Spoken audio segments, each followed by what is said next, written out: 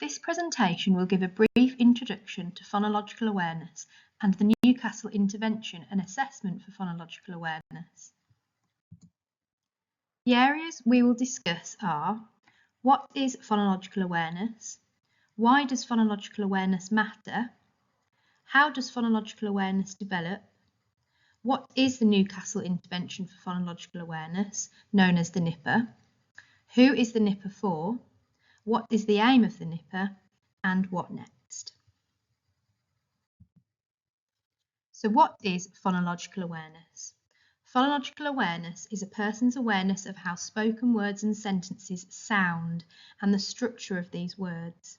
For example, strings of talking can be broken down into smaller parts, such as individual words in sentences. For example, the boy is hot. Parts of words, which can be called syllables. For example, butterfly can be broken down into 3 syllables, butterfly. And words can also be broken down into individual sounds. For example, cat can be broken down into k-at.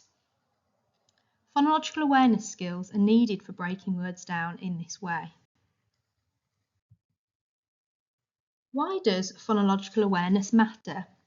We need good phonological awareness skills in order to develop literacy skills, for example, learning to read. In order to read, we need to be able to break a written word into individual sounds and then blend them back together. For example, makes dog.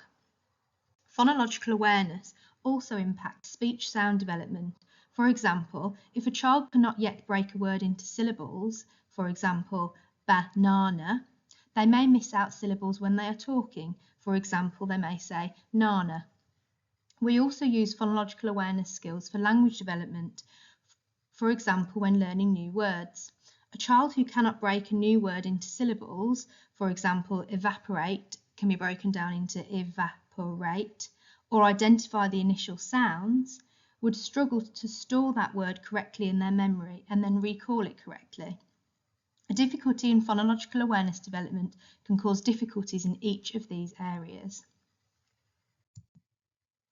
How does phonological awareness develop? Phonological awareness develops gradually and begins in the womb.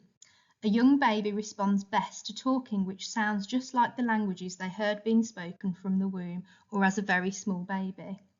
Children become more sensitive to the structure of the spoken word over time and are expected to be able to break words into individual sounds by the time they are in reception. For example, they need to know that cat makes cat, or when they see the word cat, they need to be able to break it down into k-at. We know from the research into phonological awareness development that children first learn to break down talking into larger chunks and then smaller chunks, such as sounds. First, children learn where the word boundaries are within sentences in their own language. Later, they are able to segment words from their language into syllables, e.g. butterfly, and then they will develop their ability to break words into individual sounds, e.g. k-at. These are all very important skills. By reception, our children are expected to be able to break words down at sound level. For example, they need to know that cat starts with k. They need to know when a grown-up says cat, they are saying cat. And they need to know that cat can be sounded out when reading and writing. So cat can be broken down into cat. Many of our children find this very challenging and often need help to develop and consolidate skills at the syllable level first, before they move on to the sound level. They may have other gaps in their phonological awareness development which are causing a barrier to their literacy learning. What is the Newcastle Intervention for Phonological Awareness, called NIPA for short? Dr. Helen Stringer, a senior lecturer and consultant speech and language therapist at Newcastle University, has developed a relatively new therapy programme and assessment resource which are based on the research she and others have completed into phonological awareness. She has developed the Newcastle Assessment of Phonological Awareness, known as the NAPA, and the Newcastle Intervention for Phonological Awareness, known as the NIPA. The assessment, the NIPA, allows for a clinician to identify the exact level of your child's phonological awareness development. The intervention programme, the NIPA, is then broken down into manageable levels and steps, and by completing the assessment, the NIPA, individualised targets can be set for your child so that the work is not too easy and not too hard. Who is the NIPA for?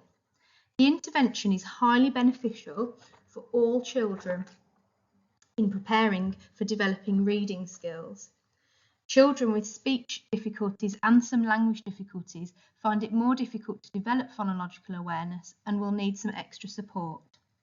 The NIPA, the intervention programme, is the first phonological awareness programme which is developed specifically for children with speech and language difficulties. Phonological awareness develops slightly differently for children with speech and language difficulties, and so the assessment and intervention programme has been designed with this in mind. The NIPA activities can be delivered by family members and school staff with the guidance of a speech and language therapist or a NIPA and NAPA trained individual. Each level has a session plan where each activity is clearly explained. What is the aim of the NIPA? The NIPA allows us to fill in the gaps for children with phonological awareness, speech and language difficulties, and the aim is for a child to develop strong phonological awareness skills. These skills will underpin speech literacy and language learning. The NIPA can be used to give a preschool child a head start with phonological awareness development to avoid barriers to learning later on, for example in reception.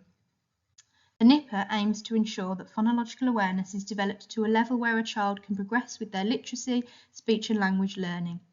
The NIPA may be used with an older child who has always struggled with literacy, speech or language, and perhaps phonological awareness difficulties have not been targeted or worked on before.